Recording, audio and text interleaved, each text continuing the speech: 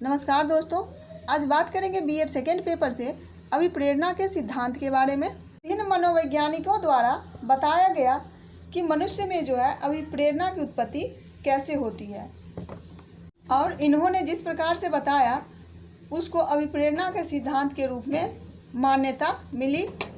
अभिप्रेरणा के सिद्धांत में जो है मूल प्रवृत्ति सिद्धांत, मनोविश्लेषणात्मक सिद्धांत, अंतर्नोद सिद्धांत, प्रोत्साहन सिद्धांत, शरीर क्रिया सिद्धांत, मांग सिद्धांत। अब इसका जो है थोड़ा वर्णन करेंगे।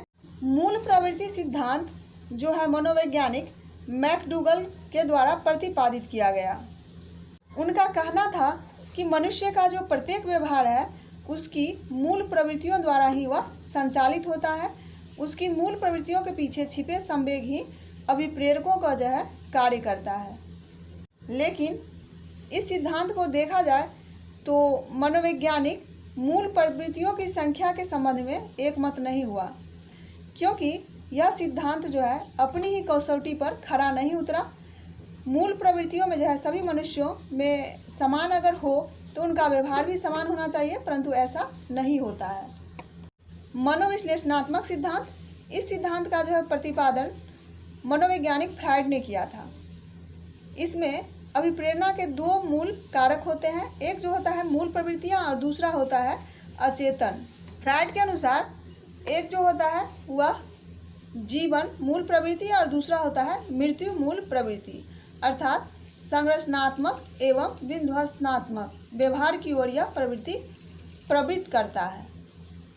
और जो उसका अचेतन मन होता है वह अनजाने में ही उसे प्रभावित भी करता है। इस सिद्धांत को जो है मनोवैज्ञानिकों ने मान्यता नहीं दिया, क्योंकि यह सिद्धांत मनुष्य का व्यवहार केवल उसके अचेतन मन से नहीं बल्कि अचेतन एवं चेतन मन से भी प्रभावित होता है। अगला है अंतर्नोद सिद्धांत। इस सिद्धांत का प्रतिपादन जो है हल के द्वारा किया गया। उन्होंने बताया कि मनुष्य की शारीरिक आवश्यकताएं मनुष्य में तनाव पैदा करती है, जिसे मनोवैज्ञानिक भाषा में अंतर्नोद कहते हैं, और ये अंतर्नोद ही मनुष्य को विशेष प्रकार के कार्य करने के लिए जो है अभिप्रेरित करते हैं। बाद में जो है मनोवैज्ञानिकों ने इसमें शारीरिक आवश्यकताओं के साथ मनोवैज्ञानिक आवश्यकताओं को भी जोड़ दिया, लेकिन फिर भी यह सिद्धांत जो है अपने आप में पूर्ण नहीं कहा जा सकता है।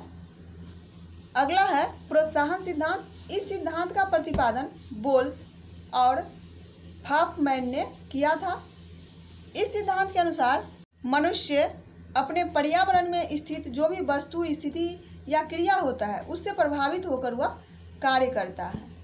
यह प्रोत्साहन दो प्रकार का होता है, एक तो होता है धनात्मक और दूसरा होता है ऋणात्मक। यह सिद्धांत जो है केवल बाह्य कारकों पर ही बल दिया गया इसमें। अगला है शरीर क्रिया सिद्धांत। इस सिद्धांत का जो है प्रतिपादन मार्गन ने किया था। उनके अनुसार से मनुष्य में अभिप्रेरणा किसी बाह्य उद्दीपक द्वारा उत्पन्न नहीं होती है, बल्कि उसके शरीर के अंदर ही तंत्रों में होने वाले परिवर्तनों के कारण उत्पन्न होती है। इस सिद्धांत में जो है पर्यावरणीय कारणों को अवहेलना की गई है, इसीलिए इसे भी अपूर्ण कह सकते हैं। अगला है मांग सिद्धांत या नीड थ्योरी। इस सिद्धांत का जो प्रतिपादन मैस्ले द्वारा किया गया। उनके अनुसार जो है मनुष्य का व्यवहार उसकी आवश्यकताओं से प्रेरित होता है। उन्होंने इस सिद्धांत को उत्तरोत्तर क्रम दिया, जिसे आरोही पद सोपान भी कहा गया। उनका कहना था कि जब तक मनुष्य अपने एक स्तर की आवश्यकताओं की पूर्ति नहीं कर लेता है तब तक वह दूसरे स्तर की आवश्यकताओं की पूर्ति की ओर आगे नहीं बढ़ता है। बाद में जो है इसे भी अपूर्ण माना गया। तो ये था अभिप्रेरणा के सिद्धांत।